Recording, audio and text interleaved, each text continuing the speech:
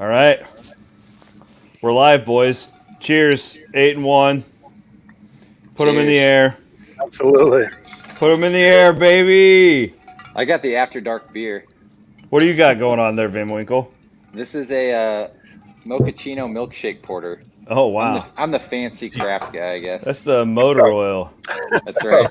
That sounds terrible, actually. I don't know. It's delicious. Seriously, this is all I drink anymore. How's that for product placement? What are you boys Jeez. drinking right there?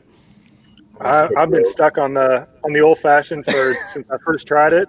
What I You can got. see I'm running low here. So, Ryan actually gave me this tip. I actually like the old fashioned's a little sweet for me.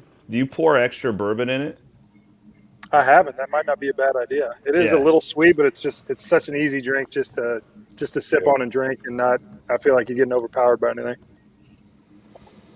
How you guys doing? I just thought we'd throw this together. Van Winkle and I were like, hey, if the Clones win, we should all just drink together and stream it for the fans to be able to celebrate. Man, how cool would it be if we could actually get together in person, do like a watch party and something like that with everybody? But next best thing, I guess. Technology is pretty great, though. Brings us all True. together. I tortured myself. I went and looked at like flights to Dallas and hotels. I even Googled like hotel close to AT&T Stadium, like just to see like, okay. And of course, like it'd be an easy trip, not a crazy expensive trip, but I mean, I'm not going, but God, Brett called me like halftime or third quarter or something. He's like, "Hey, are we going to Dallas?" Karina, his wife, Karina said, "I'm good to go to Dallas. Let's go to Dallas." And I just hear in the background, Karina yelled to my wife, Brittany, "Brittany, I did not say that." I'll just go try. She'd probably let me go, but like a week before Christmas and all that, I'm like, yeah. Two little girls at the house. I know. Here's what I love. So I'm watching Oklahoma right now. Okay, they're about to punch it in. 20-7. So at this point, they better cover. I'll just leave it at that. But like, I just love the fact that down the stretch, and last week wasn't really. But Iowa State's just kicking everybody's ass. You know what I mean? Like to me, Yeah. like We are, yeah. that's just so different than a 2-point win here, and you know. How does this Oklahoma? I mean, have you watched the whole game, Chris? I mean, you probably missed No, part of I it, just but got home. How does seeing this score make you feel about 2 weeks from now? I mean, Iowa State had trouble with Baylor for a while, but they don't look great. I think they're better than they've gotten better because I think Rattler's gotten better. Their defense is more sound, but I mean, I don't know what the line will be on the game. They'll probably maybe have OU favored, but they will. I might be able to tell you the line. I got these little like I'm sick. I've got these power ratings. I'm gonna work on that. I can guess it. I mean, I can get us in the ballpark. I'm not gonna get us like completely on it. But the one thing about that is Iowa State's like skyrocketed the last couple of weeks based off of their. That's what again. Like I love the fact that the Clones are just beating the shit out of people right now. Yeah, I absolutely playing really well.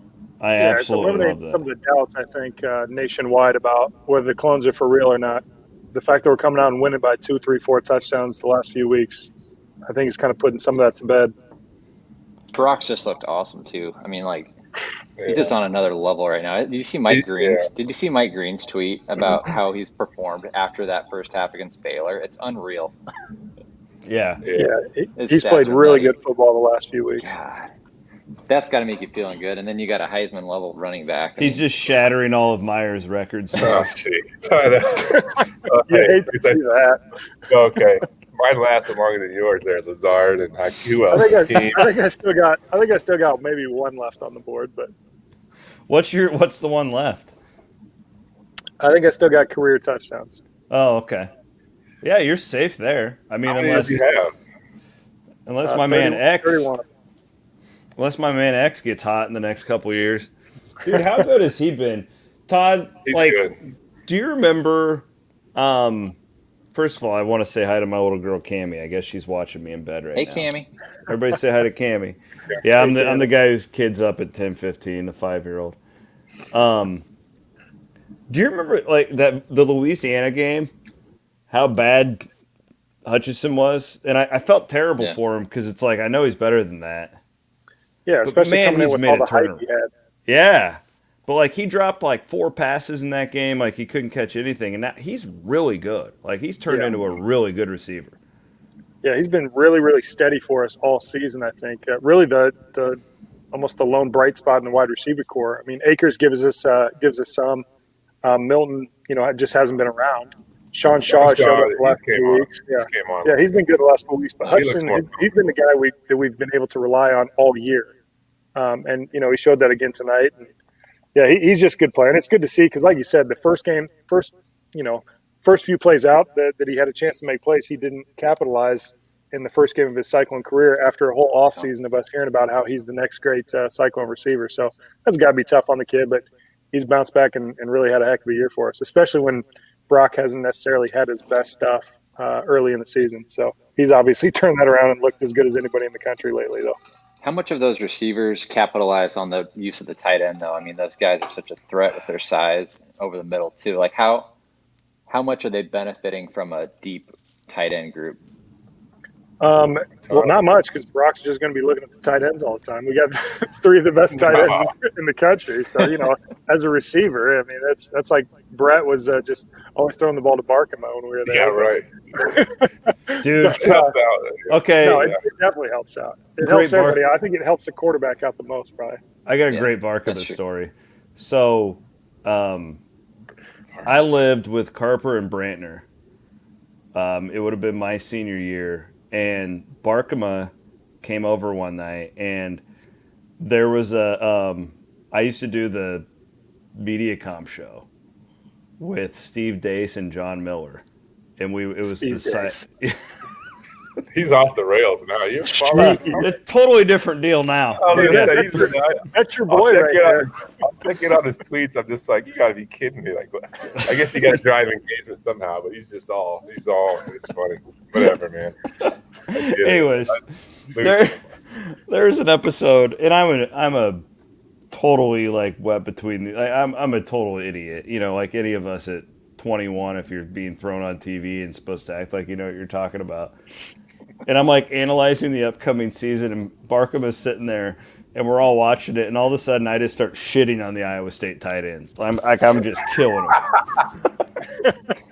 I'm like, yeah, Meyer's a great quarterback, and he's got Blythe, but man, it'd be good if they had a tight end room, And I didn't even like it was. Anyways, Barkema was my boy. I love him because he came back and was on Paul's coaching staff and got to know him. What's he doing now? Is he's still coaching, right?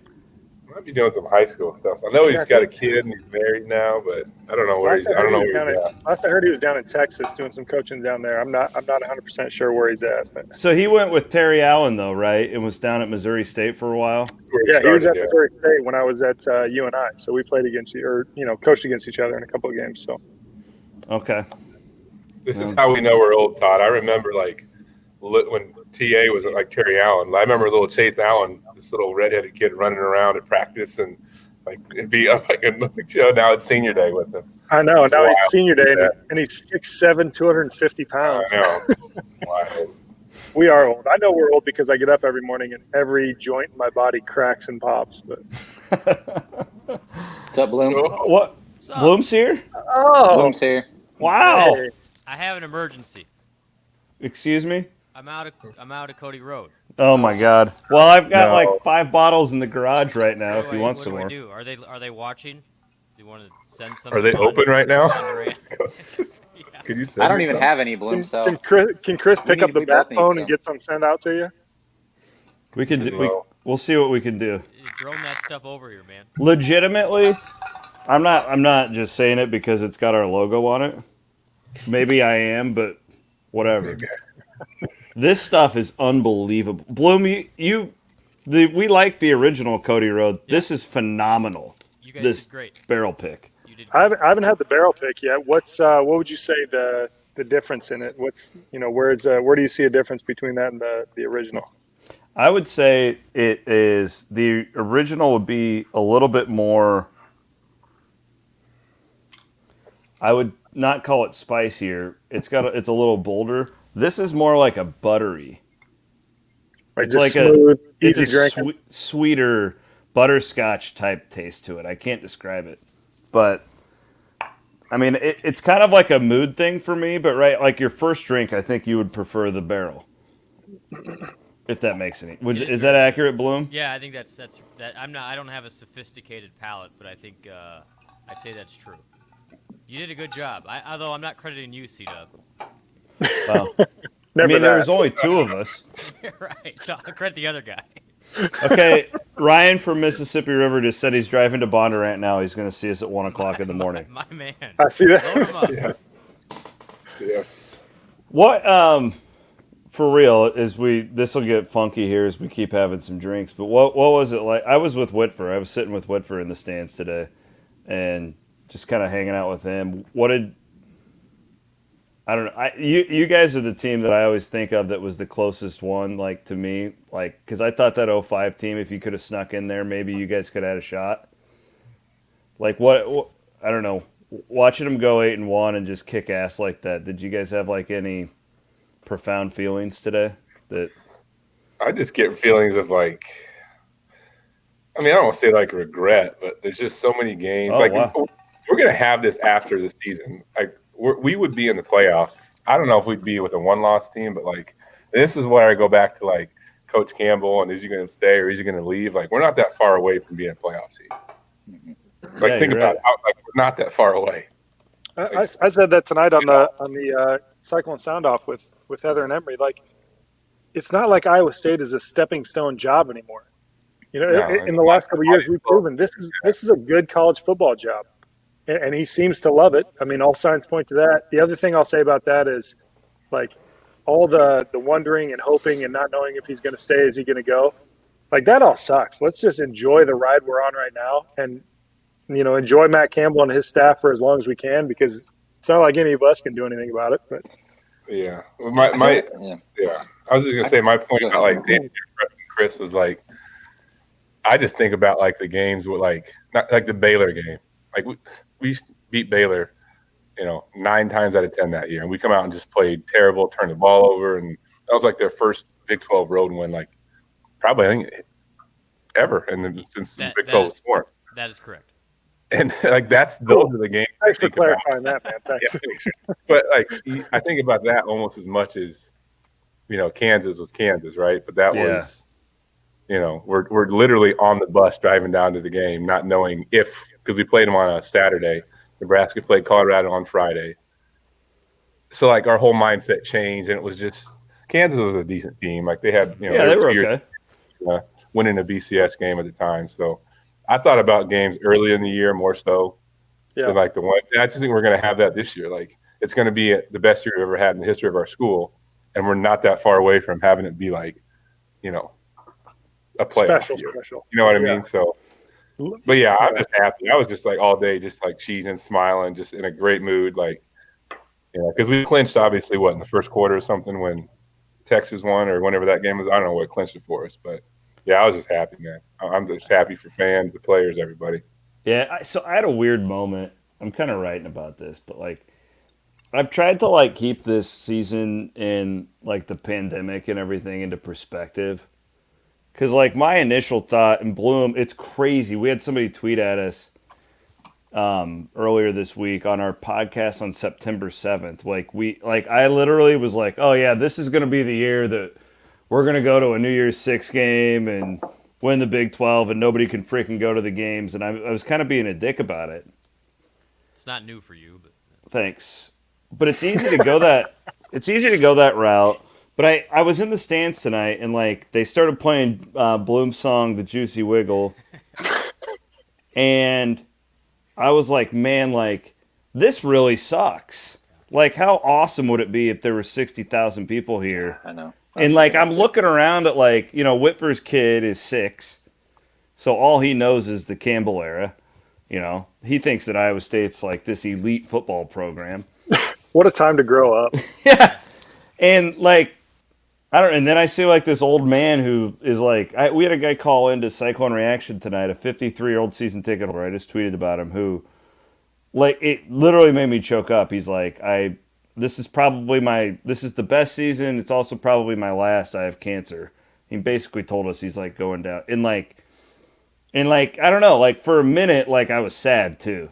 But I don't want to be like selfish about it because you don't want to like wish away like happiness. But it was a weird moment for me. That's kind of why I wanted to sit in the stands today because I wanted to be around the fans and be able to really, I don't know, experience everything. But it's odd times.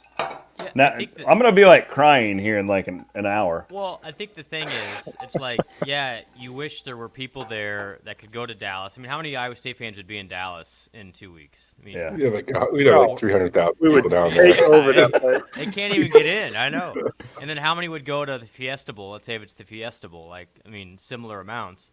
So that's a Yeah, bummer. both. It's like, man, how many people would be there? But yet, how glad we are that we actually have this part of 2020 that has just been brutal to be able to lean on. So I mean, I think that's like the silver lining is you still have something good to come out of it, as hard as it is. And I'm glad at least there were some fans there. But Chris, you're right. It is hard. I mean, the amount of Cardinal and gold that would be in Dallas in 2 weeks would just be insane. Like it would be legendary.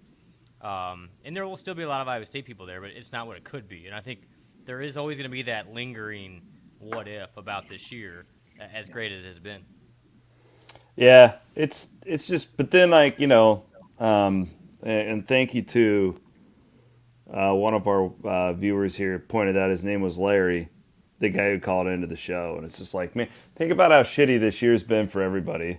Todd, you've seen it up close and personal with the Roosevelt situation, and that's just like that broke my heart. Like all those kids, and like Mitch is a good friend of all of ours, and watching.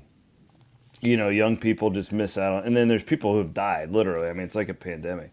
So it's hard for me to like sit here and be like, feel sorry for ourselves. And then you got Larry who is fighting cancer and he's like, oh, this is the greatest thing ever. And he's like all optimistic about it. So I'm like, who the hell are you to be here and like be I'm like just glad we sad? have a freaking football season. Yeah, you know? Think about where Imagine we if could have been. imagine if you're where a we could Penn have been. State fan this fall though. Yeah, it could go. How it could go how both lucky ways. are we? No, This but is that does put it in perspective. I mean, absolutely. You talk about a guy who's going through the worst of the worst, and this is what brings him joy right now. And not only a bad year for him personally, but a bad year for everybody with the pandemic. I said this on the post game show to Heather is, that not being able to go to the games and just having to watch it on, essentially on TV every week. It almost makes it's kind of like a dreamlike season, and there's almost a bit of a mystique to it just because we can't be there. We can't be in person and see it. We don't have the access, as fans, you guys do a little bit, but we don't have the access as fans to the players that we normally do with the interviews and the press conference that you would typically have. There's almost just like a kind of an aura around this team and around this season. It's weird for sure, but it's just made it that much more special. And would you rather be in the stands? Of course. But the fact that we're able to have a season and have such an amazing season, it's about the only positive thing going in 2020 right now. So it's just been a lot of fun to, be along for the ride and just as a fan this year. Batch on Twitter had a good comment. We played our schedule without interruption in a pandemic. That's worth an extra win, right? That's a good point. I mean, it's crazy that they went this whole. I mean, when you think back when we started this season, we were like, oh, there's probably going to be a few Iowa State games that get canceled or get pushed. They didn't have any games that are altered at all. I mean, that's kind of crazy. Yeah, I think the Big 12's probably done the best of all the leagues to manage. I mean, we've had games that were canceled. We've had, who knows how many tests or how many kids are out there, but playing with if they're positive. But I mean, look at some of these other leagues. The Big Ten. I mean, SEC. They probably care about the test. Do you know like the specifics on that? Like, I actually asked some people about that. So like from what I understand, the difference between the Big 12 and the other leagues is like the Big 10 and the Pac-12 specifically. There's that 53 player threshold, but they don't count walk-ons. Yeah, we can count walk-on. I heard you guys. I listened to one of your pods. Yeah, you guys are talking about it. Because they did that strategically because they didn't want like what might happen next week or what Kirk Herbstreit is accusing Michigan of. Trying to duck Ohio State. He wanted to get that off too. He wanted to say. I hated that he walked it back. Yeah, he backpedaled quicker than a young Nick Mosier out there. I'll tell you what. Oh wow. LaMarcus Hicks, if you will. Backpedal. Hey, you guys will love this. Van Winkle tweeted the other day his first Cyclone game was the tornado game. Oh, hang on. How Really? phenomenal is that? I think Brett froze on us. We just have those pearly whites of Brett right there. This is what we run into with the podcast sometimes. His internet gets a little sketchy. Look at that, Todd. He saved his man. ticket. I found it. Wow. So my cousin was back No, at my I grandma's just house, paid and I have some stuff stored there. Oh, he's back. He's back. All right. And I found this in like an old. No, I just box. upgraded to Wi-Fi. I got I'm at like 600 now for speed, so we should be good. I don't know what's going on here. Yeah, we're 600. That ticket's awesome. That game was one of the craziest games that obviously any of us have ever been a part of. But that was a fun one. It was glad we fun, won too. it. Otherwise, it would have sucked. But I was sitting in the very last row. This was the last row at Jack Trice. So you were just ripe for that tornado to just pick you up and take you. The crazy thing is the tornado that actually came through Ames went right behind my house. So we were glad to be at the game. Man. As players, we didn't even know that there was really a tornado. We knew that there was weather because they were holding us in the locker room. Until afterwards, we really didn't know what was going on.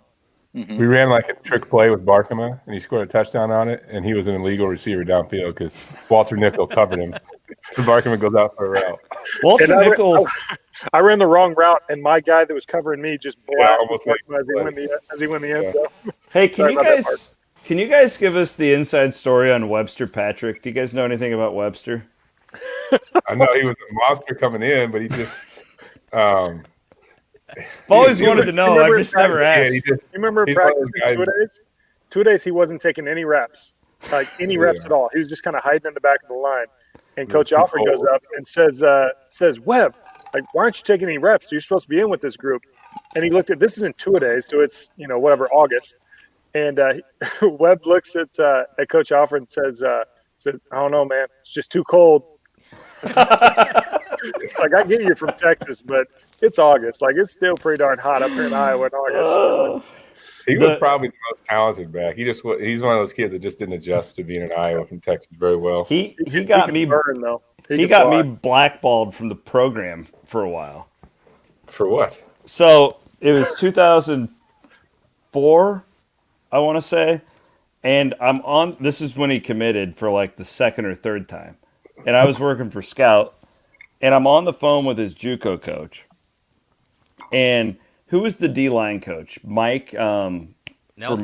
Nelson. Oh my goodness, Nelly. Very distinctive voice, right? Wild man, yeah. And I literally hear him in the background, and Webster Patrick's JUCO coach was telling me like, he just committed. He's going to be there. He's giving me all the details, and I can hear Nelson in the background, whatever. Well, so I reported that Webster Patrick had committed. This is before Twitter and everything. Well, Don Knock was so pissed off at me that I put that out there, and they were just like denying the whole thing. I'm like, I'm sorry, like I know he's there. I heard Nelson in the background, and I'm pretty sure Knock was like, Nelson's here in his office, and I was like, can I come and see him? Because I don't believe you. Was he not supposed to be there or what? We were like, no, I don't. I think it was one of those deals where Webster was like highly touted, so they were trying to keep it quiet. Yeah. And they literally like shut me out of recruiting until Matt got fired after that deal. Oh man. Yeah. He went to Gervais High School. Yeah, he's from what high school did you go to? Something. I don't know, but it had like 5,000 students in it. Because I remember Gervais had something. Westlake. He had a T-shirt with like all the students' names. And I'm like, how many kids? He's like, my class was like. It was the smallest font you've ever seen in your life. This is a huge school. I don't know if we're telling stories here, but you talk about an interesting personality with Nelson. Brett, you remember when Nelly and Spinati teamed up on one of the scout team O linemen? I don't even remember who it was. Scout team O lineman. Like Brandon Cook, one of the. I don't think it wasn't Cookie. It wasn't Cookie, but it was a scout team O lineman that we had that was like 6'8". Ooh, hold on. They're showing. I'm watching the OU game. They got Brees on as the Heisman. Number 3. Kyle Trask, Mac Jones, Brees, and Ian Book. They should give it to the Alabama receiver. DeMonte. That's a good question for you, Brett. let's say like Brett Meyer in his prime gets put on that Alabama team with Steve Sarkisian as the offensive coordinator. You'd be putting up those numbers, wouldn't you? I mean, you just got to be able to throw like slants because slants and bubbles. Slants, bubbles, and deep balls, man. And they were so good at scheming it. They've had great scheme, and Mac Jones is pretty good though. He might be better than I don't know if he's better than Tua. I know he's good. I'm not saying he sucks, but like the whole like Heisman thing, I wrote a whole column about this a couple weeks. There's 870 media voters. I mean, is that not a little bit ridiculous? Once Mark Ingram won the Heisman with like 1,500 yards, I'm done with it. The most average season of all time, Heisman Trophy winner. Well, the problem is, like, and then when Christian McCaffrey lost. Yeah, like he's the best player in the country. Give it to him. There was a Heisman voter, an anonymous Heisman voter, who said to Christian McCaffrey after he was in the league, like, yeah, I would have voted for you, but I was never up to watch your games. And it's just like, dude, why do you have a vote? That's my point. And here's why. Because I know how this process works. Do your job. Because there's the Heisman like poll guys who there's one guy in every state who chooses who has the Heisman votes, and they always dish it out to the old guard. Yeah, like to me, like one of you guys should have a vote in Iowa. You guys know the game. You watch it. You know what I mean? Like I was a Heisman candidate, for God's sakes. You were? I said you. Oh. Yeah, Matt, roll some highlights if you want. Matt's got some highlights from today's game, and we can keep talking here. But like, yeah, like I don't know. I just hate the Heisman. Yeah, I think Brees better get his years. He's had like a first team All American, first team All Big 12, and he's a Doak Walker. He's got to be right. For me, don't give it. He'll probably give it to some dude. This is a great way to open up the game, wasn't it? Yeah. How about Chase with some yak yards for like the first time in his career? I know. For a 6'7" guy, I've never seen somebody catch the ball on the dirt as much as he does. We should totally get Bloom drunk and have him do like Sports Center highlights of the game. No, that's like the old ISU TV days where I was calling these guys highlights in So- embarrassing fashion. In standard def? In standard depth, yeah. Do you guys remember getting home from the bar and watching me and Bloom on ISU TV? I know you did it. Of course. I kind of actually do because you guys had like that terrible studio with like the TV and the dinner table and in between. I have like images of it. Actually, We had like the coffee table. We're trying to be all sophisticated. Hey, real quick. The little trees. The I trees. just go to the comments over here real quick. Somebody just asked, Persian King 31 just asked if it was true that Troy Davis tutored Blythe in English 101. I don't know. Who has the power to ban people from the chat? That's Matt. I can't ban him from the chat. No, I'm just kidding. That's awesome. I like that stuff. Great comment. Oh, man. Troy Davis came and spoke to our team once when we were players there. How'd that go? I have no idea what he said. No idea. He does. He's not a talker.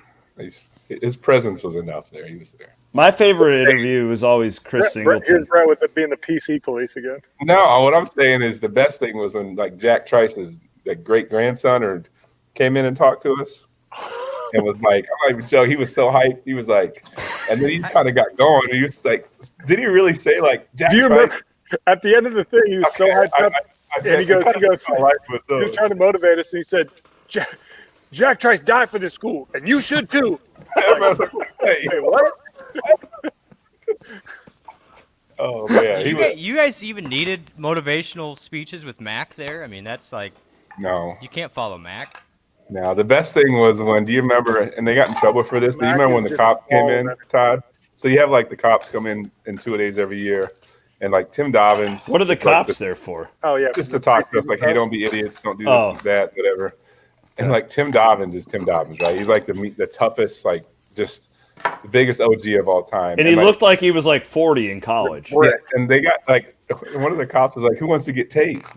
And like, so like a row of like 5 guys go up there, like everybody, yeah, I'm gonna get tased. And so like they all hold hands, and he tases one guy, and everybody drops, and then Dobbins in the middle just flexes. Nothing happens to him. Oh man, he was a brand. He was. He shot himself like shooting his gun one time when he was like 12. I'm not making it up. Yeah, before he got to, I was dead serious. Yeah. Oh, Did you God. volunteer to be tased? I don't picture you two guys there. No, I'll watch. I Oh, slid so man. far down in my chair. That's good stuff. We had, yeah. Anyways. But No, how crazy is it, Yeah. guys, that you've got a Heisman contender? You just finished 8-1 in the Big 12 Conference. You're going to Dallas, and you might play in a New Year's Six bowl game all in the same year. Like, Ugh. just crazy. It's just crazy times. It's all coming together, and we got a lot of these guys coming back too. So that's actually That's really crazy, yeah. interesting is like who comes back, because I'm hearing really good things. Like I don't think they've like sat down and like talked to. I know they haven't. Yeah, they're all focused on this year, but like I think a lot of these. Here's the interesting thing about this group. Maybe you guys can give some perspective. Like if this was college basketball, they'd all be gone because they all think that they're going to go and make money and do all this stuff. But like the interesting thing about like a lot of our guys is not a lot of like sure thing NFL dudes, and so I think it comes down. Brees, but he can't leave yet. Yeah, Correct. I think mean- Charlie's probably the one that probably has the best chance to get Brock, if he comes out this year or next year, is probably a 4th to 6th round pick. Do you think he's higher than that? I think I that's don't- fair right now. It's interesting because he was. Some people had him, first, second round after this year. I would say that stock has dropped a little bit, although he's been so good the last dude. 3 Yeah, games. he's been good. They'll watch He's the really film good and see lately. what caused the struggle. I don't know what it. Yeah, I guess I don't know what it is. No, where he that's gets fair. drafted, But I think the interesting thing is, so they celebrate 16, 17 guys today. There's a chance, and I think what Chris was alluding to, that 7 or 8 of those guys will be back for another senior day next year, because they I get was another told. year. I was told Yeah, that. because this Oh, doesn't you don't count, have to right? go. This year? So this year doesn't count. I didn't know This year that. doesn't count. Oh, that's. I was told Landon 5 Akers to is 10. going to be 37 years old next year, and he's going to be playing. Bring it on. How cool was that though? I love Landon Akers. That was But so isn't it- awesome. Getting Okay. him a touchdown that was the best part of the day to me. What Yeah. you guys I mean, tell me outside of this? locking up a Big 12 title. This is how I read that play, and you guys tell me if I'm wrong. But we were up 14-0 or 21-0 at that point. I don't know what it was. 14. Did Campbell drop? Did they call that play for Landon Akers to get in the end zone? Oh, 'Cause yeah, I swear to God, Yeah. there's Yeah. not many coaches who can relate to dudes. That's a big. Did you see the reaction from his teammates? Yeah, That it's fired awesome. up the entire sideline. Mob. That was so Everybody has a guy like that, like where you have somebody who's a walk on who's been there for, however cool. many Brett years. was our and- guy. Yeah. Okay, that's funny. You're so funny. But you know what I mean? Like, and you saw that with why didn't Nwangu starts the game? That was probably a senior day thing. My heart kind of stopped. Like, wait a minute, where's Breeden? Okay, it's senior day. He's probably just starting. We're good. And he came in on the third play, first third down. But yeah, that's the play, Chris. You just draw it up. You want to get your guy a touchdown. Which I don't know. Like, again, maybe this is just my bias, but I'm watching like Herman and everything that's going on down there. And like Tom seems like a guy who's having a really hard time like connecting to dudes. And I'm not judging him. I'm just saying like you got guys leaving, they're opting out, they're doing all this stuff. You had captains leave before the season. And like Matt seems to me like the one strength is I think that those guys would literally like run through a wall for him. And like something like that, like I don't know, is that rare? Like, are a lot of coaches drawing up plays for a specific situation on senior day like that? Because that's what I don't know. Again, maybe I'm just completely Here it is, overthinking yeah. this. Yeah, there No, I it is. think Good there's- job, Matt. Thank you for that. I think some coaches, there's coaches out there that won't do that, that won't think about it, or they'll stick to the game plan, or only want to play the starters or their guys. So no, I think, but he's played enough football. He's been in the rotation at receiver enough. But yeah, I think, Coach Campbell, there's coaches who can relate to, this era of college players, and then there's ones who can't. I mean, plain and simple. Mm-hmm. It's a culture thing, and I think Brees Hall, which the T-shirts. I mean, the 5-star 5-star culture is such a good quote because that's exactly what it is. I mean, you have like Texas is just full of 5-star recruits, and they can't figure it out. Their program is in shambles. They can't figure out how to win, and there's no reason Texas should ever not win 9-10 ball games a year. With the type of resources they have, the money in their program, and the type of recruits they can get, and for us to come out and be able to, get a win. But we've had games where we really, got after them, and other teams have as well. It truly speaks to the way that Coach Campbell connects with the players, and it is a culture thing. And it's not always like that. It's so impressive to me. Man, anybody else get murdered on bets today?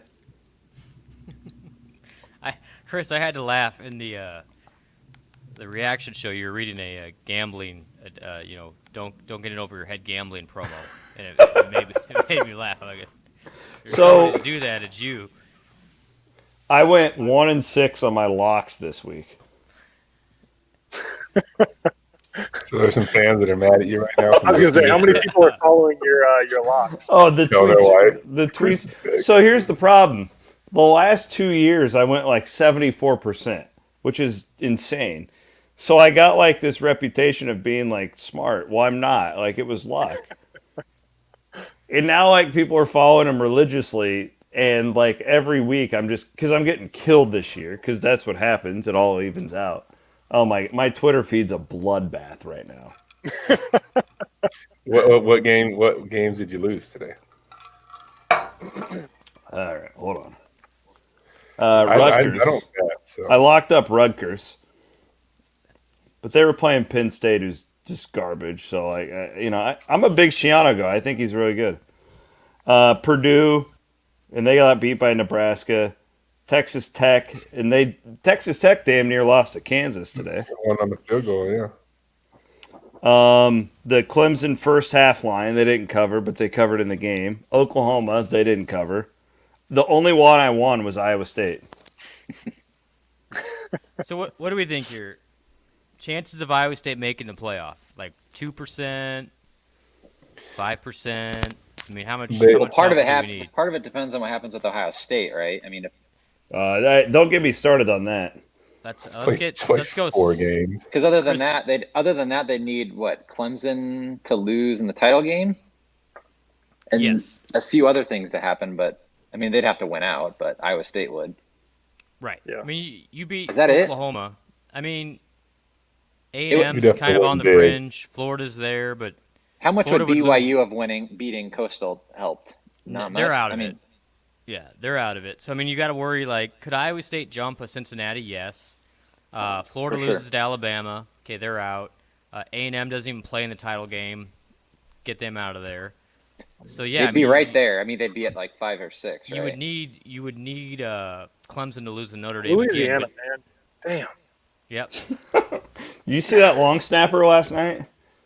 No, I saw all your tweets about it, but I wasn't watching the game. So. Yeah, guys, the long snapper, like he had like 4 snaps on special teams that were botched, but they weren't even close. They were like 5 feet over the punter's head. Like, it was crazy. It was peak college football, like one of those things you're just like, this is college. Like, what are we doing here? Yeah, let's see here. Like Coastal and BYU getting a brawl tonight. Do you guys see that? Yeah. Well, I read that the Coastal guys were like teeing off on the quarterback or something. Yeah, he threw a pick and they just like mauled him. It was pretty lame, but you see that cheap shot? Brett hated to see that. Did you see that cheap shot Charlie Brewer threw after he threw an interception? That OU guy. No. Oh man, it got a little scrappy. Lincoln Riley like ran over to the other sideline. You got to check it out. Oh man, not a good idea. Lincoln Riley is such a good coach. So, what about Iowa State's defense though? Because you just watch. Like, I mean, they'll be favored by about a touchdown. I looked at my little sheet. Think OU will? Yeah. That makes sense. But like, isn't Iowa State's defense like a total kryptonite for them though? It certainly appears to have been that way the last couple of years. Yeah, I mean, just watching the OU game, I think the Rattler kid's still kind of erratic at times, and I don't know, it's going to be a big environment, big game. I like our chances in it. Just watching a few series with him today, and I haven't really checked in on him last couple of weeks, but um, yeah, I think if we just sit back and we're patient and we're, you got to sit there and stare at 8 people, on the second and third levels, and then all of a sudden they're going to bring very timely pressure. It's hard as a young quarterback to stay patient. So hopefully we can bait him into some mistakes. What do you think? Chris, what do you I know think? Chris loves the 3-man front. So. Oh my Yeah. God! Seriously, you just made me erect, Todd.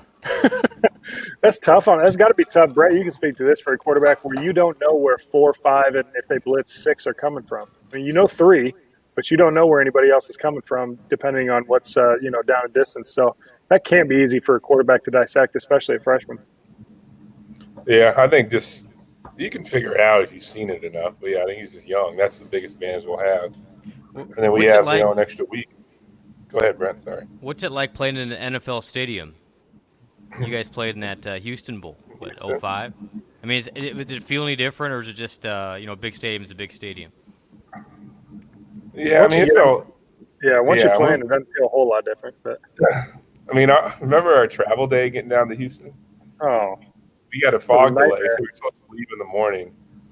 And we had a fog delay, and so we were flying out of Des Moines, and then we drove from Des Moines to Moline, Illinois, and like the Quad City Airport, because that was the only airport that was allowing outgoing flights. Jeez. And then we got stuck there and sat in the Moline Airport for like 5 hours.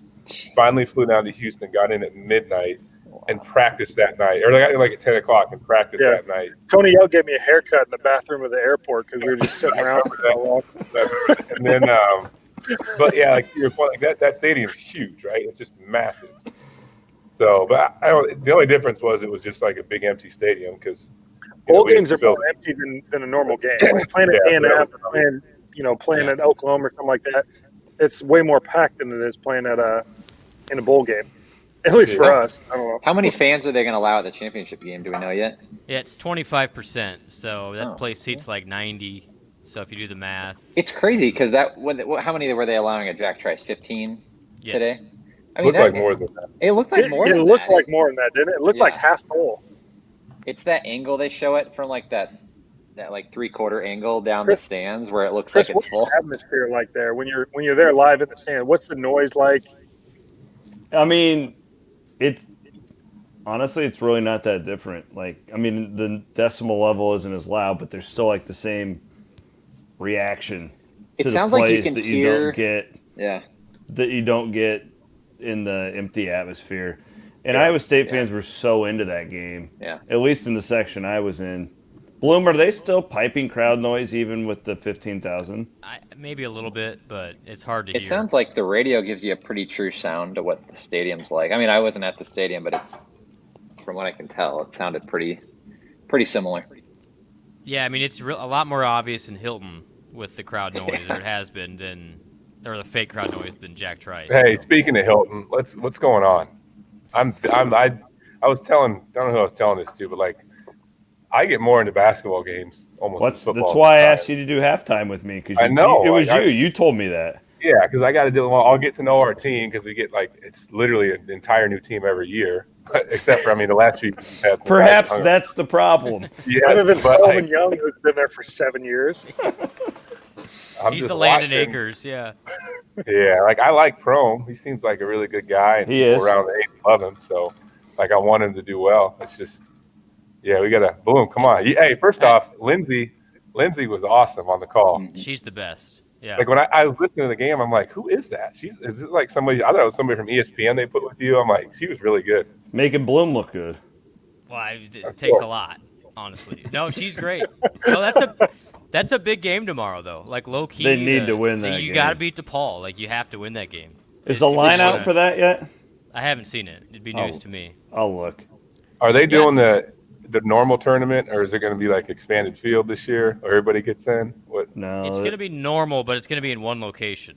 So it looks like Indianapolis will have everything, which will be kind of weird, but they're going to try and they need to have a tournament, or else the NCAA is going to go under. They'll have a tournament. They have to. Yeah. Yeah, they lost a lot last year. But are we? I mean, all right, I got a line. Bloom, guess the line. We play this every week. Man, DePaul's not played due to COVID. Well, now the spotlight's on me. This is trouble. Yeah. Good camera work, Van Winkle. Iowa State 4.5. Shut up. You've already seen it. I have not seen a thing. It's 4.5. He's like, I'm gonna walk off now. I'm out.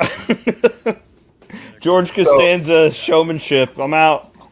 let me ask you this, Bloom. You've called the games. Like, is there something there that encourages you about, okay, we have room to get better. We got the tools. We can get better.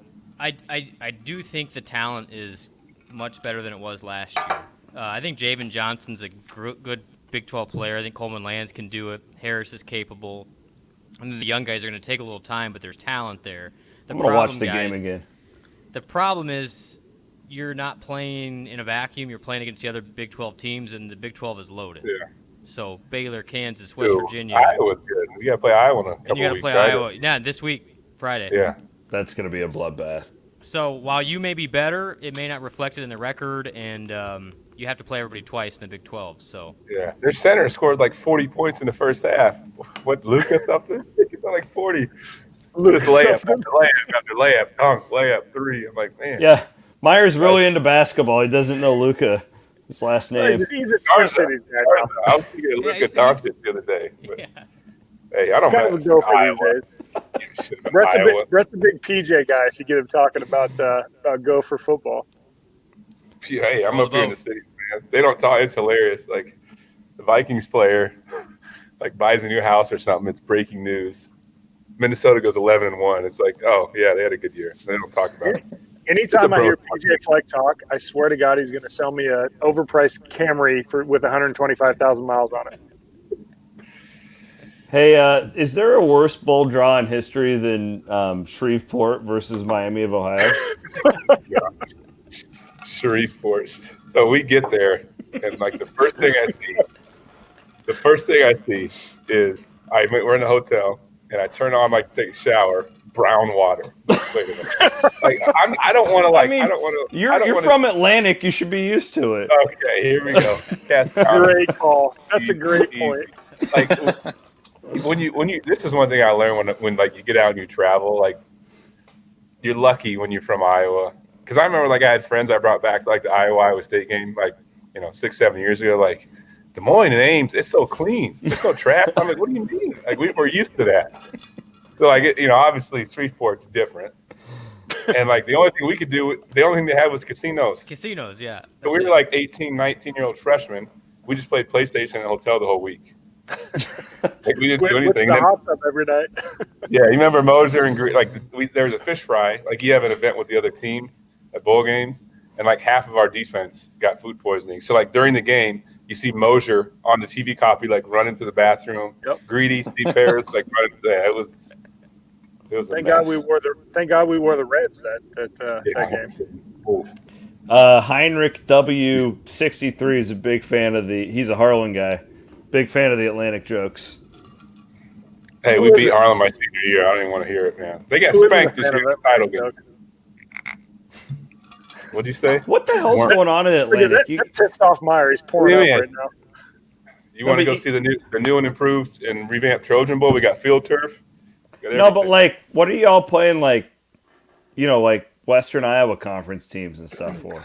Look, man, is it hard to learn 8-man football, or was that pretty easy for you? Here you go. Yeah, okay. Seriously though, like I'm just because. We're a two-way school now. They go by population. But in Clarinda, like Atlantic was like the big city. I never lost anything with Clarinda, so I don't want to hear it. That's a lie. Do you remember when I sacked you in 7th grade? I sacked you in 7th grade. I need to see the film. It did not happen. I was a monster at defensive end. Yeah, I was pretty frustrated. Brad needed to see the all 22 to make sure that happened. I was basically Will McDonald. No, he's a stud now. He's gone. Is there a guy in college football who's been held more than Will McDonald? He got held like Brett, 7 you tweeted that today. Yeah, like that's how you know he's a good DN. He gets held every play. Is he the best NFL guy on the roster, you think? McDonald or Hall? Yeah. I think there's some guys. They like our corners. Yeah. Johnson's good. Yeah, too. Johnson at corner. Yeah. Yep. I think probably just because size and if he can continue to, he's like 230 right now, so he's going to have to get bigger. But Right. How cool is it that we have to have a discussion to figure out our best NFL prospect? Well, Whitford and I were doing this today. If you go to that 2022 draft, like, there's a lot of guys. If you think about it, if you start to really Mike Rose has got to be up there too. him, I don't know if he's Brees an is right now projected late first round guy. I think Brock. You Brett, you guys know more about quarterbacks than me, but I think the NFL's changed enough where Brock could be a first round pick, whenever he goes. I hope so. Yeah. I think the one thing I like with him is they value winning a lot. And if you have a guy who's went to a place that didn't win a lot and he got there and he started to win a lot, I think they'll definitely notice that. What about Anthony Johnson? He's a pro, isn't he? That we just talked about him. Yeah. Yeah. Sorry, but and then Eisworth, as someone says. If he was a little bigger, Eisworth would be for sure. But even like He'll offensive get a shot, line, maybe. I feel like a lot of those young offensive linemen, like they think Downing's a pro, and that's a group that's they're as big of a reason why we're here as anybody. Yeah, they've gotten so much better. Yeah.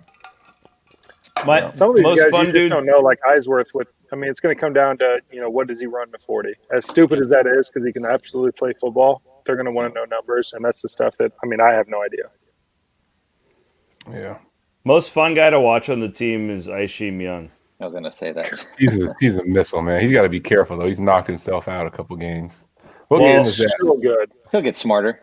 Yeah, he's good though. Yeah. I was worried. I wanted them to take him out because I'm like, he's going to go head hunting on Daggy. Yeah, and get out for a half. Yeah, the worst rule in all sports. Got to sit out half. How dumb is that? Bloom, you're an official guy. I need you to fix this for me. I only claim the basketball. What about that officials. trash pass interference call today on Lawrence White? You know what that was? That was hey, you guys are down 35-0. Here's a courtesy flag. Yeah. Yeah, no doubt. What about that personal foul? And that wasn't it the guy that got put the push on the sidelines? Oh yeah, Robbie Hudson. LeBron. The flop. The flop. Yeah, he flopped. That was bad. But Bloom, why do we when there's an obvious play that you can easily see and they still go review it? I can't stand it. I saw I was watching 2 games. There was a play in the Oklahoma game where Stoops' son, Drake Stoops, had a catch, and it was clear as day. It was a great catch, tough play, and you could see it didn't hit the ground, and they review it. And then one in the LSU Alabama game, I'm like, why do they do that? And then there's some there was a mark. I think what was Iowa State today? It was a third down play, and ruled him short, and they didn't review it. It's very selective, and it really comes down to the replay official. There's the one guy in that booth who hits the buzzer, or he doesn't. Unfortunately, one guy can decide that. Where the NFL has an advantage is they've got a studio where they've got a bunch of dudes looking at it, but still in college football, it's a one-man band trying to figure that out. So, is the not replay great. official a part of the officiating crew? They don't travel with the crew. So, the crews travel together. The replay guy is separate from them, but he is in concert with the crew. Okay, so I'm 99.9% sure this happened when I was in college and we were playing, and they first started doing replays. Yep.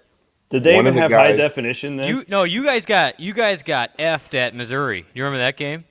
And Kansas. And Kansas, both of them. Yeah, both of those games. You're right. Yeah, it was really bad. But I was in a grocery store, and one guy came up and is like, "Oh, hey, Brett, I'm the replay official." I'm like, "Really? Yeah.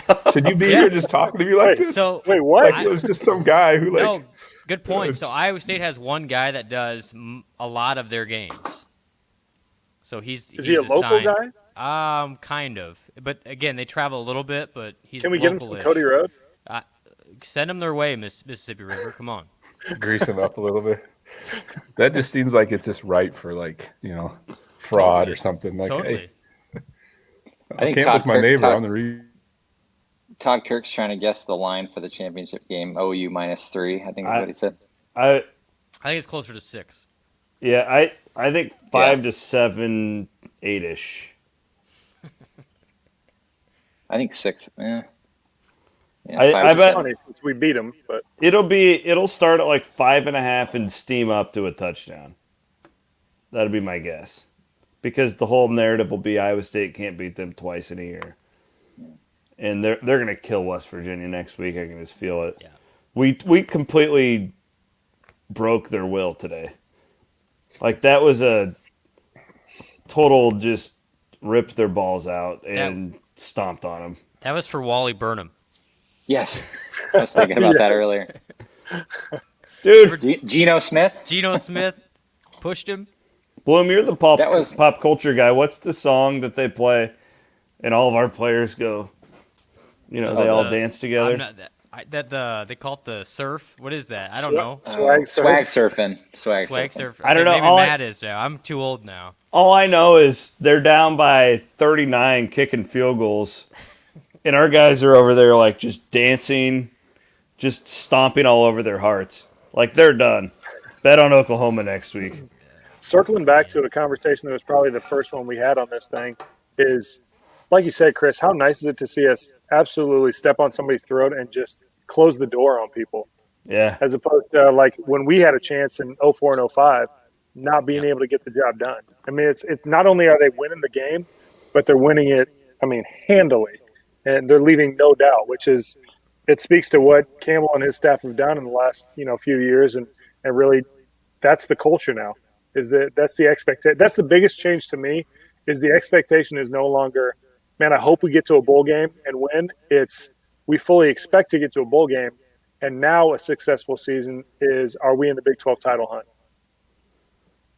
Yeah. That's good stuff. Yeah. Team, your guys' team in 05, still to this day, that's a 9 or a 10 win team. If a couple, you got hosed by the officials, like I said, in the Kansas game and the Missouri game. If Leaders catches that ball against Nebraska, the Baylor game Brett mentioned. That's the we thing, had a couple chances against Nebraska. Yeah, we had a fumble and DeAndre, man. If DeAndre picks that ball up and runs, scoop and score. Like Todd said, the point is this team has made all of those plays. When you get down to the crunch time, you got to make them. Rose makes it against TCU. Isham Young makes it against Oklahoma. Rose makes it again against Baylor. Like, you Rose have to might make be our those best plays. pro prospect. No kidding. How good is that dude? Yeah, he's an animal. He's good. What I can't get past is just how dominant the defensive line is. I got the game on right here. But thanks, Maddie. Yeah, there's the dance that I was talking about. Look at this. You're down. You're being detesticled right now at this point, okay? And the team across from you, and they're all black. It doesn't even. They're just dancing. Look at Brock's in there. Look at that. They're dancing all over your soul. West Virginia is completely broken at this point. That's a long flight too, man. Like, that's a long charter home. Man, at least Bob Huggins isn't their coach. Have you guys been out there? Yeah, it's great. I love it out there. Is it it's middle of nowhere, right? Oh yeah. So I've been out there for basketball a few times. Bloom, you've been out there with football. Can you even land the plane at that airport? Where do you fly into? No, so they have to fly to our port called Clarksville, which is about 30 miles south. And then some teams actually land in Pittsburgh. So Pittsburgh's only an hour north. But man, you land that little charter jet with basketball, it's like there's like hills and then like steel factories, and then boom, you just sneak it right down in there. It's a whole different world. You really feel like you're in a different country. It's crazy. Outside of Austin, for obvious reasons, it's my favorite road trip, just because it's so different. And they're super friendly. Yeah, they're good people out there. Better than Lubbock? Oh, my God. I saw a real-life tumbleweed the first time I went to Lubbock. I'm not even making it up. I'm not making it up. I remember driving through Lubbock, and you see, they tore down that building there, and they just left the rubble. They just didn't even clean up. They just left it there. So our friend John Walters says this every time we land in Lubbock. He's like, well, the good news is if we miss the runway, we'll be okay. Did we get stuck in Lubbock? Our senior year, we had 2 road trips with Chiz and his crew where they didn't book a plane ride or something, or they had issues with the plane. Toledo was one. I remember we had a team meeting in Lubbock, and he's like, guys, I know this hotel sucks. Some of you have roaches in your bathroom. But, guys, this is the best hotel they have in Lubbock. We're like, all right, well, this place sucks, but all right. Yeah, that was a fun year. Can you guys walk me through your lives when the transition? I'll never forget the first Chiswick spring practice where he had all the helmets lined up, and he's like chewing people's ass if their helmet wasn't like in the right spot. Oh, Yeah. for like warm-ups and stuff. Yeah, do you like? Yeah, like stretch.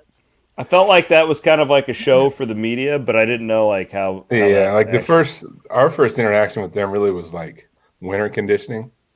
Mm-hmm. And like the first thing that was crazy was like they canceled it because all his coaches came up from the South with him, Alabama, from all over the South. And they canceled a workout. We had like a half inch of snow. And we're all like, what? Because like Getty, you legitimately could have like, the derecho or derecho, how you say it, come through. We'd be outside. Like we would have brother. practiced that day. We like Getty does not, and they canceled practice, and we're all like, "There's no way!" Like it's a joke because we all just went. Everybody, the only people at the facility are the players, and then we just go home We all because it showed legitimately up. got canceled. And then the second thing was like, so Coach Shep was the strength coach. He was like an assistant at Texas. On the first day of like winter conditioning, we're in the indoor. It's like 5 a.m. It's 30 degrees, whatever. He's like, how many of y'all like love Iowa State and love the Cyclones? Everybody raises their hand. He's like, all right, we're gonna find out. And we just literally ran like bear crawl up downs until like people quit and people started puking. It was terrible, but that was like our first. And that's like a new coach just trying to kind of make an impression. But yeah, And I get it, but still. but we're just wasting workouts at that point. You're just wasting You guys time. are too old. You're too old for that at that point. Yeah, I mean we're fifth-year seniors. We redshirted. We're seniors, and it's like we want to actually. We've had a taste of success our first 2 years going to bowl games.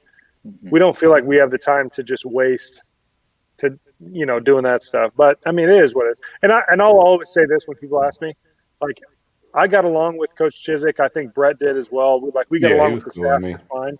He's obviously a good coach. Went on and bought, won a national title at Auburn.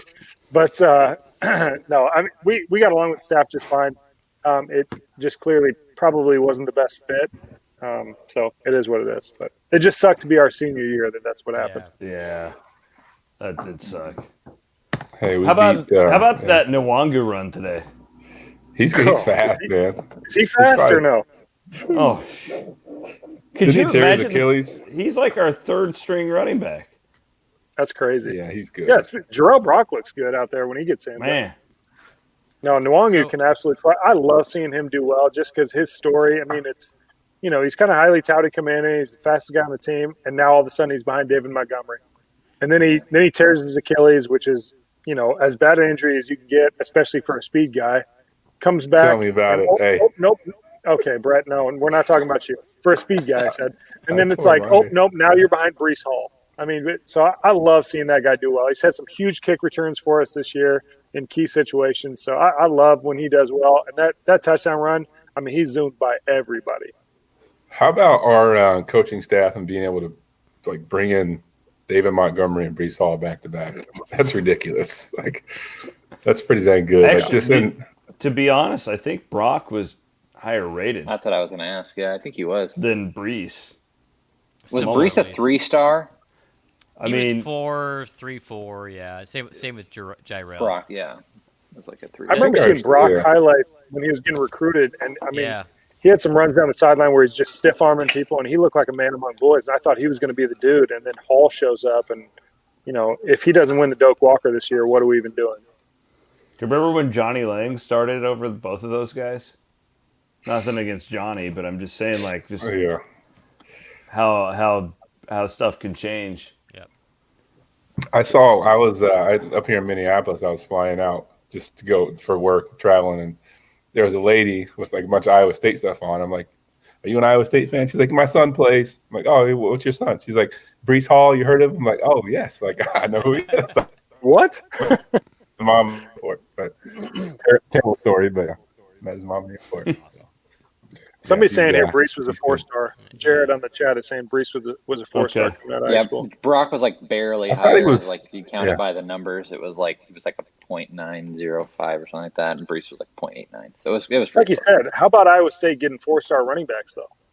Yeah, I mean they have a track record with this staff. What they did before at Toledo, and then what they did with Montgomery, obviously. So Well, and then so I think the key here is Nate Shieldhouse, who recruited both those guys, is just a rock star. Yeah.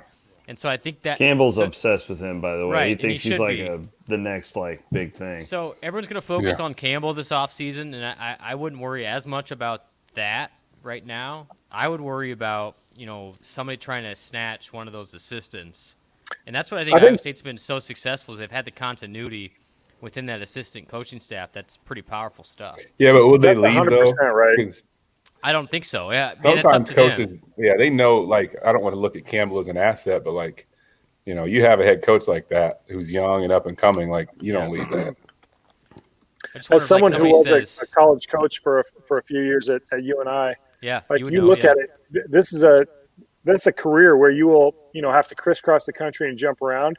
If you can kind of, I don't want to say this may sound bad, but hitch your wagon to a rock star like Coach Campbell, you don't leave. I mean, because you don't know what's at the next stop. Kind of like Brent Venables so- and Dabo right now in a weird way. Yeah. Yeah, They exactly. Exactly. They lost There's no way Golish that he could. to He has UCF, right? offers every year, I'm sure.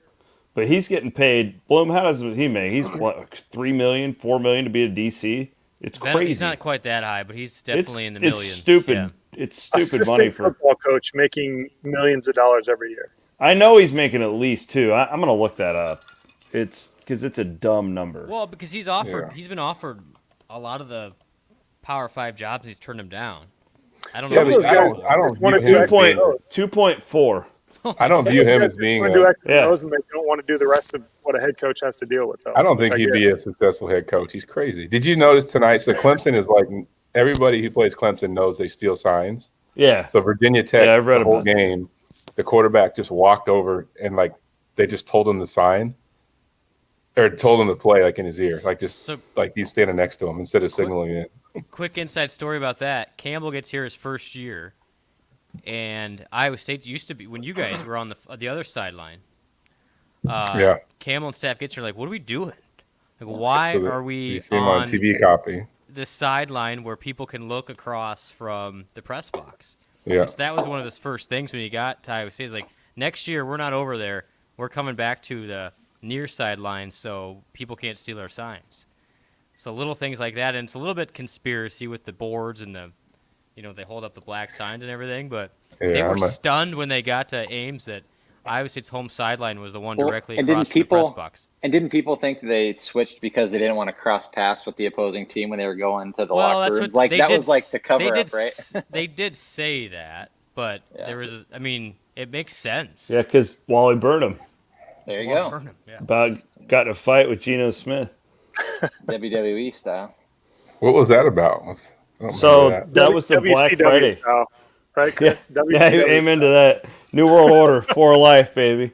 Was that when Tavon Austin went off on us? Yeah. No, yeah, Okay, I was at that game. I do remember that. it was the He Black Friday game. he It was off. so cold, man. That was one of Yeah. the coldest games.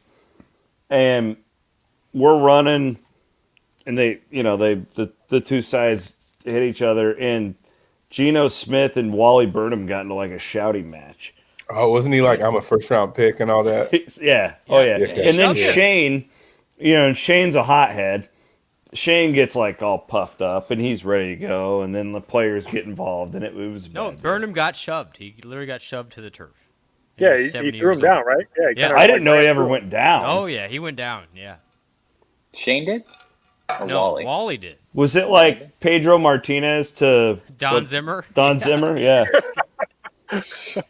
Hey, The Zim Wall- was coming at him. Yeah, Wally probably got up and said, I'll kick your ass, man. Like, God, I love no Wally. Wally. Who would you Wally's take, the best. Wally or the professor? Oh, I mean, come on. Haycock, man. I'm a John Haycock guy. Bloom and I had this talk. We didn't. I'm not going to do it because everybody's having fun. But we were talking about if Campbell ever did leave, who should Iowa State hire? And I'm like, Yeah, don't bring us down like that. no, I'm not. But like John Haycock, like the guy is phenomenal. We went 7 straight quarters against Kansas State and West Virginia and shut them out 80-0 until those 2 garbage field goals in the fourth quarter today. How about them kicking a field goal on 4th down at the end of the game? That I thought was the most demoralizing thing ever. Our guys are all like dancing in their face and stomping on their grave, and then they're like, we're going to kick a field goal to cut it to 36. What a show of just absolute defeat. Like, oh, it's fourth down. We better kick this field goal to get 6 points instead of 3. Got to get our kicker some reps. Yeah, exactly. No the doubt. thing is, it was the backup punter, or was the punter that kicked? It was the backup kicker. They're getting us some gosh. practice, I guess. Yeah. Man. They should have had him It's going kick. to come in And handy left foot. next year since they're not making a bowl game. Another crazy thing about today, Bloom, do you know what happened to Bankston? No, Did he Yeah, he didn't play. I didn't see him much at all. He started. He started the game. He played the first Maybe he series. got dinged up and just they didn't want Yeah, to he might mess have with been him. dinged up, and they could see Do you the know way it who was else? going. They wouldn't need him. Yeah. I didn't see was Joe Skates, and I have no idea why. Saw a lot of So Porter had Darren a catch Porter. at the end of the game. Yeah. Yep, saw a lot of Porter today. So Well, I don't, Sainer who knows? was out. We know that. Yep. But all I'm saying is the reason I point out Bankston, and this is, I think, just another compliment of the defense. I'm a defensive line. It's my favorite position. I love watching it. What? It's my unit, man. He lied. I fucking I love it, the man. good 3 technique.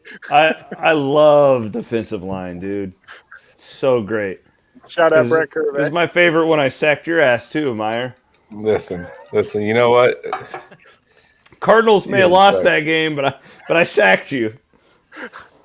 We used to beat the crap out of And then you I'm guys pretty every sure game. you went off for 39 against me in basketball that year. But I'll never forget the first time Atlantic came down. It was like 6th grade, and we thought we were pretty good. And Atlantic comes down, and we played at the old IWCC college. And you Yeah. guys all had like armpit hair and shit. And No, you guys, not me. I barely have it now. Tom Schmeling. Tom was the one who was like. he you was guys, the same- he was you like guys 6 beat us by or like 12. 80 that day. I've You're You like know Kevin why? Durant that did squats at the free throw Because line. we would go play we used to go play in the big tournaments in Des Moines and play Oh. the Salvation Army. So you remember Yeah, they were- Ryan Sweeney who pitched for no. in the I Who did played you against play? him. Yeah. yeah. So we played. Yep. Oh, stop it! Your team sucked. We used to You played for the. So Todd played for the Des Moines Mustangs, which is like a select team from all this. They recruit the whole country basically. Yeah. And we go play with our Atlantic team. Brett We didn't got even to leave see Cass 3 County. pitches and then go sit down. That's it. Stop it! I was a shortstop. I batted third and played center field, best positions. And Anyway, got rung up. we played them close. We never beat them, but just stop it. No, you you guys did had not. a select team from And all over the state. basketball was not select. It was all Indianola. And you guys never even came close to us. I don't want to hear it. I do not want to hear it. It's not true. So I played Todd's teams in basketball. With Joe love to see Joe how that Baker. Who's your point guard, Joe Todd? Hunt, Josh Baker? Baker. Sure, Joe Hunt, Yeah. Josh Baker. Yeah. Yep, absolutely. Legends. Joe Hunt. Future state No. champions, the Indianola Indians. Exactly. You want to Brett, talk any football? comment there? I was Future state making a champions, We'll point. talk football. I was making Yeah, a point. Good job. So yeah, sorry, Chris. Go ahead. we were basically like down to the 3rd string option at nose guard today when they moved to Wazirike over, right? Yeah. And we still Lee didn't play. Yeah, because Isaiah Lee's been out. He got hurt early in that Kansas State game. And they're just like moving dudes around and just dominating. Like good. That's a good Big 12 team. It's not like it's a middle of the pack Yeah. Big 12 team and just kicking their ass. I don't know. I did hear Sainer has a good chance of being back for the title game. What did he have a boot on his foot? What was he out with? I don't Yeah, know he if had they a ever boot on. said, but it's He had not an ankle like last week or something. right. I don't think it's like Oh, that's true. He got nicked up a couple of times But last he's week. going to have 3 weeks off basically from when he got hurt to when we got to Exactly. play. So, Yeah. Man. good I stuff. wonder if one of my receivers my senior year got mono and had to miss 4 games. Do you remember that, Todd? Hopefully none of the guys had mono. Making out Mylan? with girls. That was Todd. Making out with Was girls Todd? on Welch. Yeah. That wasn't. First off, Making out with girls on Welch. It got mono and missed 3 games. It wasn't our senior year. It was our junior year. It was Max last year, and I Oh, think so you're the reason Mac got Mac reason fired? Shut up. Great. Good Right job. there. No, this is He something was outside You the couldn't fifth, control making your out with a bunch of penis, girls. and Mac got fired. Great job, Todd. Okay, I got mono because I drank out of someone's cup at the dining hall. Oh, that's just not true. Oh, yeah. I'm sure that's how I got it. You But stop first it. off, getting Mac fired is something we pinned on Flynn's class, Flynn and JD, for years. So don't try and flip this around on us. Okay, how the hell did this come up? I just was talking about players missing games, and I thought about how. Chris, I'm gonna need to do. I need to do co-host for the podcast. I can't do this Brett anymore. This will be the next topic for the podcast. After dark. We're gonna Who bring gets on Todd Chris Mono? Singleton. Hey, Fort Myers, Florida, baby. I like Chris. He was cool. We need to get Curvey and DeAndre involved somehow. oh my gosh, Yeah. yeah. We should He just. got some good barbecue if he hadn't been there. Well, that's what I'm saying. Just give them some free plugs and that'd be a fun deal because I like both of those guys a lot. Yeah. DeAndre and I met and we took acting class together. You were thespians? Swear to DeAndre God. was one of the most athletic people I've ever been around in my entire life. At Yeah, any he level, was- he was a freak. There's two guys whose injuries like literally made me sick. It was Carper when he got hurt because he got hurt on a live cut drill in practice. I wanted to punch his coach, Which is ridiculous. linebacker coach, because Carper was like, I think he probably would have been an NFL player. He was so good. He was around the ball He could so much. call and Big, run. rangy, Big dude, move. yeah. Always had his hand on the ball. He was so good. He was He so was good. smart.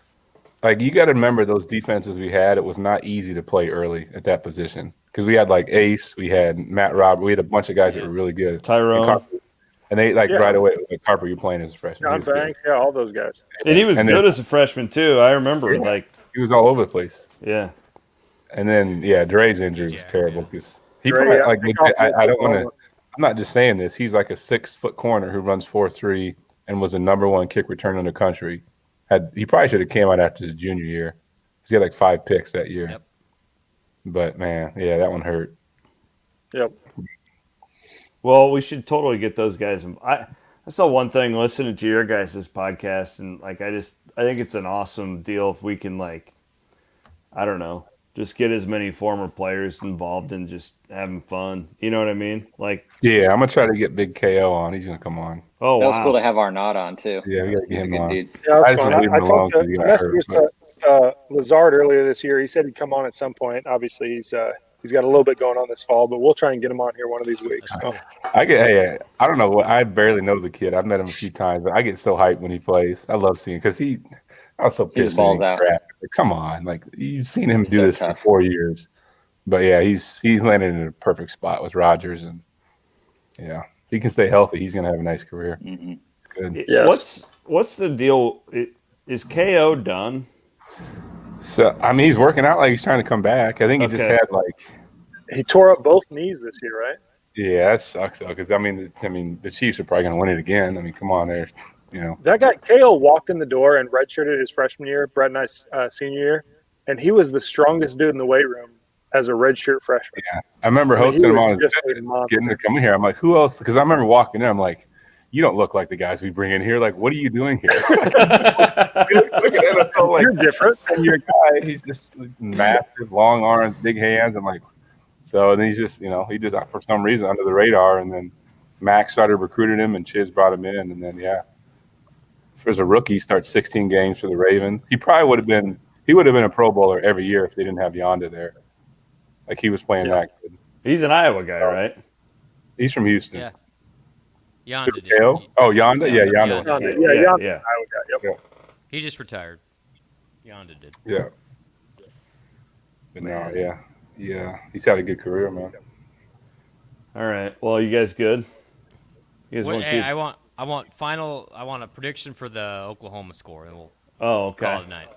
Put these guys on the spot. All right, so here's what's going to happen. We're going to come out, and I think Oklahoma's going to get out to a fast start because they've been there. They played in that stadium a bunch, and some nerves. But it's going to be very similar to the Texas game, where like we kind of just outlast them, and then their young guy's going to make a bunch of mistakes. Brees is going to have a long run. We're going to have one possession where we get in the red zone and have a holding penalty because we have to do that at least once a game. And then God. We had that one possession today where we had like I 3 know, that's why I touchdowns. knew like we're in good shape. It was like Yeah. it was first It doesn't even matter. Okay, move us back. first and goal from the 35, and we scored. But I think it's going to be we're going to win. I'm already there. We're going to win. It's going to be, I say we're going to win 28-24. And Mike Rose is going to have a game-stealing interception for the, third time this year? I love that. There we He's so go. good. You're going to pick Oklahoma. Stop it. Probably not. I mean, I want this stuff to keep showing up in my door. So. All right, Todd, what's your prediction? What do you got? I'm going 30. Yeah, exactly. I'm going 34-28 Clones. I mean, it's not going to be low scoring, that's for sure. But I mean, we are absolutely clicking on all cylinders right now. Purdy, I was the first one to say, Purdy was dead ass average to start the year, and he is playing such good football right now. I mean, he really is. So, real quick, how do you guys analyze with Oklahoma they get to play next week, even though it's already locked in that those two teams are in, but they still have playoff hopes, right? So I'm assuming they're going to play their guys. Who has the advantage? Us with a bye week or them playing? I think I would rather, with as well as we're playing right now. Yeah. I'd rather play. I'd rather play. Yeah. I just don't want another week of I don't know, everything this year, COVID, and just more I'm not nervous. We've done a great job this year. I know we'll continue to do that, but I'd rather play just how well we're playing. But I think them having to play another game, knowing they're already in the championship game, and that game can be sloppy, and then you have that in your mind. So I think we have an advantage because. And I love Heacock with an extra week to scheme. Yeah, our staff with an extra week, get guys healthy. I think it's an advantage for us, but I don't think it'll matter once you get past the first couple of possessions in the game. Yeah, I think you make a good point of Oklahoma's been in that environment before. I think it'll be a little bit different to start. I mean, that's a huge place. But give us some time. I like the Texas blueprint. Get off to a good start, Texas, and then you just kind of wear them down. And I think that's what the difference for Iowa State is. What's different from last year is it seems like Iowa State gets better into the second half and then finishes, where I think that strength and conditioning component, and Oklahoma's got some young guys. Occasionally they'll run the wrong way. I just think Iowa State can outlast them. I can't wait. I mean, as I put on the Twitter machine, it's like the Major League quote, Todd Blythe. Oh, there's only one thing. There's only one thing left to do. That's win the whole fucking thing. So let's do that. Absolutely. That was such a good tweet. I love that. Yeah, I'm excited, man. I'm ready to go. The real question is, do we take the black uniforms to Dallas? Obviously. Yeah. So Iowa State is the home team. That's right. Iowa State gets to decide. Yeah. Do it. Blythe, I might just show up at your house ready to go with this here. Hey, we're taking a land jet down. Doors are locked. Oh, if you bring that, you can come. We're taking a land jet down. You guys can hop in. We're leaving Thursday morning, though. Don't tease me with fine. I can't. Listen, I can't go, man. I want to go. But it's just not right. But I want to go. I'm bummed out. I'm looking at hotels and mapping the whole trip out, knowing I can't go. Not good. Why, your wife won't let you? No, I just don't. I mean, it's not a week before Christmas, and I don't know. We just got kids in daycare and all that stuff. So, hey, honey, I'm going to go to Dallas for the game. So your wife won't let you. No, we tried to get that going tonight. We tried to get on the phone and peer pressure the wives into doing it. I don't know if it worked out. It's cool. If I went to her and be like, hey, I want to go to this game, she'd be like, go. But we want to have a good Christmas and chill out. Not to worry about it. We want to have a good Christmas. Let's be honest. You'd get a yes. She wouldn't tell you no. You can still celebrate. It would be a good Christmas. She would go, but if we're just being honest, I don't want to be the COVID downer, but it's worse than it's ever been right now. It's probably not smart to go, but I would encourage everyone to go. I mean, come on. Hey, travel responsibly. That being said, if your wife lets you go ahead and go. My wife is making me give blood next week to make sure I have antibodies, so I can't talk. But I do have. You already had it, right? I'm a survivor. I'm good. Yeah. That's right. You look great, by the way. Thank you. I totally had the antibodies. I'm good. I'm just glad that your head is covering the Blythe jersey. Which isn't really your jersey because it's a jersey we didn't wear. And then look at that. I got 7-1. My guy is back there. That's not even Blythe's jersey. That's the funny thing. It's the yellow ones that they wore those once and then we're like, oh shit, we better give these away. Yeah, basically. I believe it's a Jarvis West jersey. Yeah, so this the Did they wear those? Did they wear those against Toledo? They I did. know they were all Good yellow pull. against Missouri. Yep. They were all Yep. yellow against Missouri because I had sideline pass for that game Yep. and went to that game and thought Jerome like, Tiller man, started that man, game these because don't look that Arnaud good was for- hurt. Right? Tiller. Arnaud got hurt against Colorado the week before, and then Yep. Jerome Yeah, Tiller he tore started. his ACL, yeah. If anybody hasn't listened to our pod with the Martyr Blythe podcast, subscribe. Arnaud? With Arnaud, though, I love Arnaud. He's such a good He's dude great. to have on. Yeah. Hey, Arnaud and I went to high school together.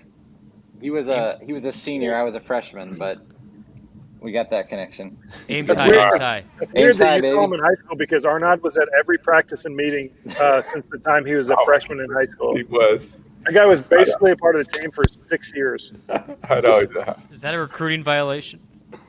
Yeah, yeah. no, there's statute of limitations. I'm sure we're fine.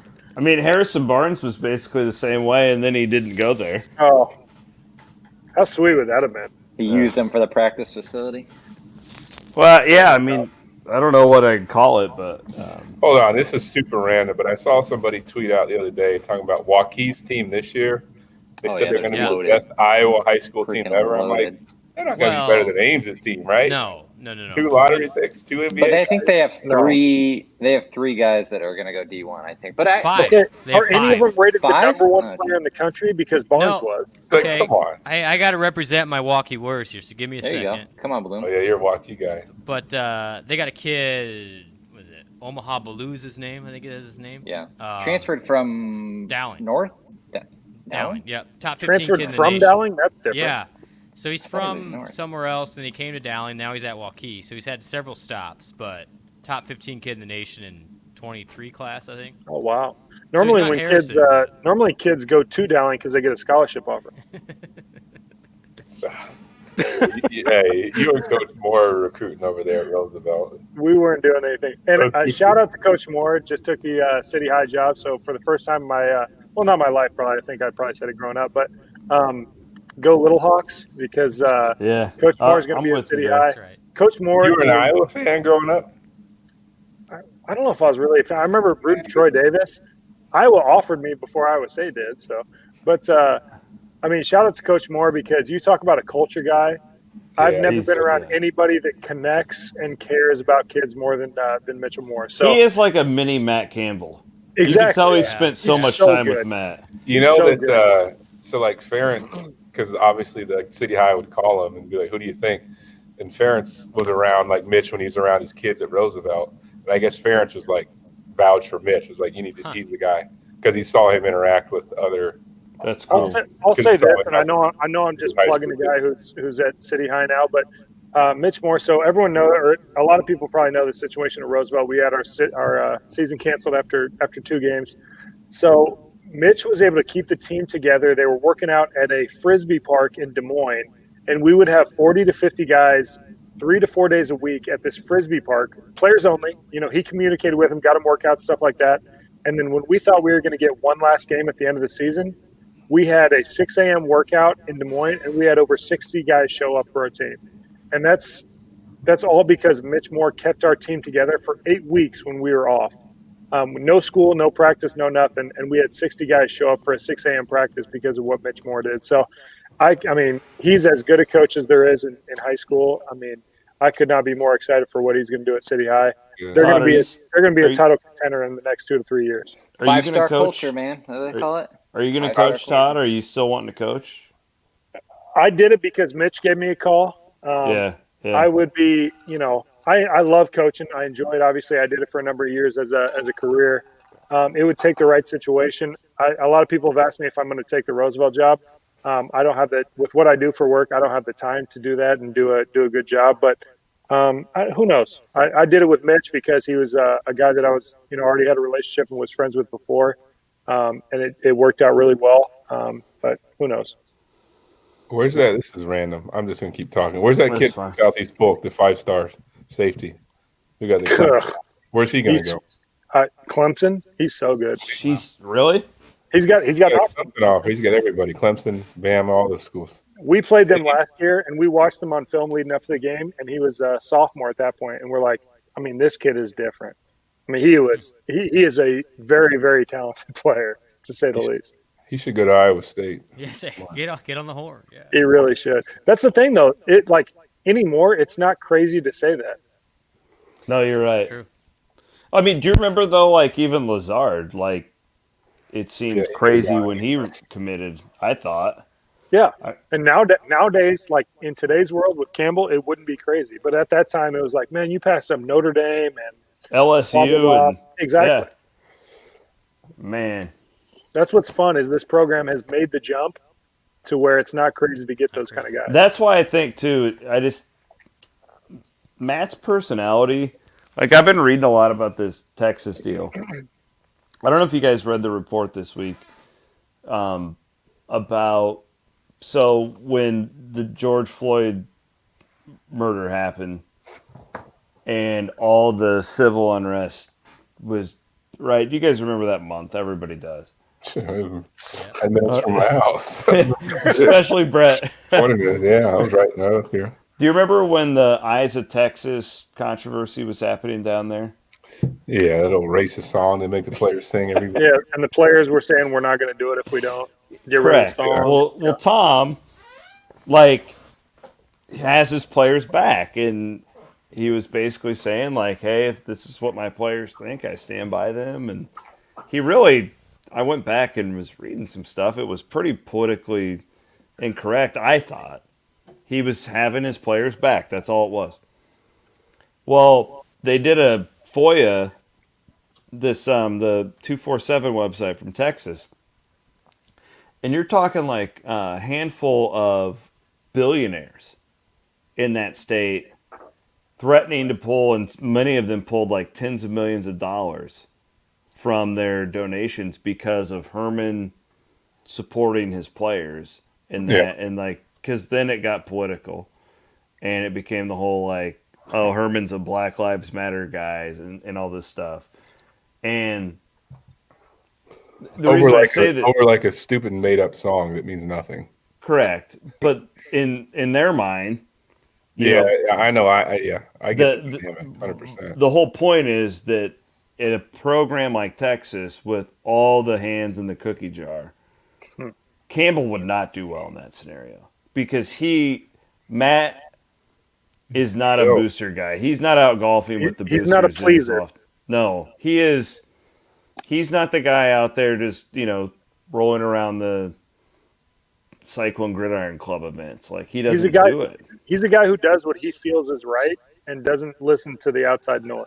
Yeah, I saw I was around a little bit when Herman was here and saw how he interacted with his players. Like he loves, legit, loves his guys. He kisses them when they come on the field. like almost more was uncomfortable. I'm like, but he his guys. He kisses everybody. That's what he does. Yeah, it's weird, but anyway, he is a I've heard that. I would bet that his players like him. But yeah, Texas is almost it's like Michigan. There's so many, like you said, Chris, hands in the pot, and so many big time, so much money there, and so many guys that want to, have a say that it's hard. I mean, could I blame Matt for taking it? But no, I just don't think it's his personality. I think this is the perfect type of job for him, and yeah, especially with next year's team. I just can't imagine him walking away from it. Here's the thing, and call tonight, but you've now proven you can win at Iowa State. You win a Big 12 championship, you can win a playoff, or you can get to a playoff, and if you can get to a playoff, you can win a national championship. The path is there. And what Iowa State fans need to understand, and you guys have been to all the Big 12 road environments, it's pretty special names. It really is. The fan support, the facilities are, they're not Texas, but they're not that much different anymore. They would have been different back in your day, but it's come along a long way. That facility is going to be really helpful. And yes, you're going to be at a disadvantage on the recruiting front. You're not in Texas. You're never going to get that easy, natural recruiting base. But with the success Iowa State has had, the guys they can recruit now, I think this thing is sustainable. And so if you're Campbell, you have to ask yourself, sure, could I get $3 million more from Michigan if that job comes open? Probably I could do that. But, where's my best chance of success and to be happy? And I don't think it's a slam dunk that you can't do it in Ames. And why leave if you can do it in Ames? And I think they're proving it right now. That's the conclusion right now is you don't need to leave to have that success. You're having it right now. Yeah, we're not that far away. I mean, think about what would have had to happen for us to be? Because if we're undefeated, or even probably a one-loss team, and we beat Oklahoma twice, we're probably in the playoff. Yep. And it just takes like. I mean, I don't want to discredit Louisiana, but that was kind of a fluky game. Like, we had 36 dudes. I don't say we didn't practice. Nobody practiced. Yeah, nobody did. 36 guys, like their first, like they're all. Maybe out. that's why we. I don't want to make light of it, but we had an outbreak early. Well, do you remember too? Like everybody watching that game, like the theme was like, "Man, we look slow." Well, yeah, because they're not in game shape yet. Yeah. I mean, it's really what it was. Do you guys remember when Campbell took over and he said, the reason he came here was when they were here playing Iowa State, when he was at Toledo, and you walk through the parking lots. It's that story of how special the environment was. Think about that and like where we're at now. It all comes back to the fans, right? That's the reason Campbell came, was the fans. And that's why we're here today, is Campbell came for that reason, the environment.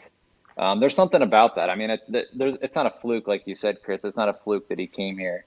No. There's a reason. There's a reason he's staying, and it's because of that environment that Bloom talked about too. Yeah, I was thinking too. He could have had. I think there were a lot of jobs he could have had that year. Some of them, like esteemed boy.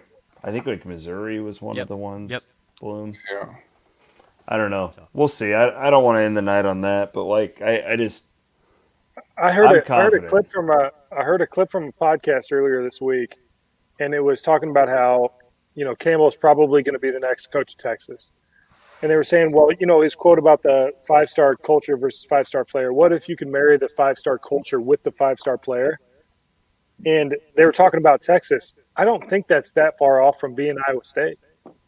I mean, we're starting to get those guys now. Maybe not 5 stars all the time, but we're getting we've got 2 and 3-star guys in the past. We're starting to get the 4-star guys. The 5-star guys, if we do what we've done this year and it looks like we're going to be able to sustain this, it's not that far off from being the 5-star player with the 5-star culture. And I honestly don't think we need to get those guys with him.